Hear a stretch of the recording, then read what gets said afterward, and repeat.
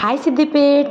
Last time నేను ఈ cotton frock వచ్చేసి నేను కటింగ్ చూపించాను కదా, ఇప్పుడు స్టిచ్చింగ్ చూపిస్తున్నాను. ఇంట్లోనే ఉండి నేర్చుకునే వాళ్ళకి చాలా ఈజీగా ఉంటుందని. ఇవి వచ్చేసి క్లాత్స్ నేను హ్యాండ్స్ కోసం కట్ చేసుకున్నాను.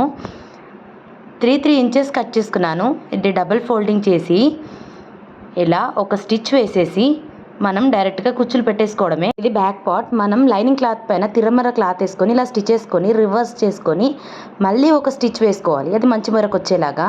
షోల్డర్కి స్ట్రైట్గా మనం ఫిలిట్లు పెట్టుకోవాలి. ఇలా బాడీ ఫిట్గా ఉంటుంది. 2 సైడ్స్ పెట్టేసుకోవాలి. మిడిల్లో కట్ చేస్తున్నాను. ఇది బ్యాక్ పార్ట్ కట్ చేసి ఇది మనం ఎడమ సైడు కాజా పట్టి పెట్టేసుకోవాలి. కింద నుంచి స్టిచ్ వేసుకొని పైకి కుట్టు వరకు మాత్రమే మలిసి మధ్యలో స్టిచ్ వేసుకొని మళ్ళీ ఒక స్టిచ్ గట్టిగా ఉండేలా వేసుకొని మనం కాజాలు వేసేసుకుంటే సరిపోతుంది.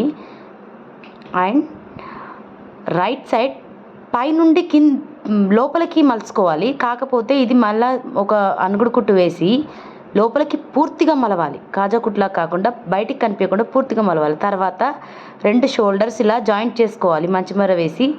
ఇలా లోపల సైడ్ మళ్ళీ ఎందుకు చేస్తున్నానంటే పిల్లలకి కుచ్చుకుపోకుండా వెంటనే మనం హ్యాండ్స్ సైజ్ చూసేసుకొని ఒక కుట్టు వేసేసుకోవాలి. కుచ్చులు చూడండి ఎంత నీట్గా వచ్చాయో.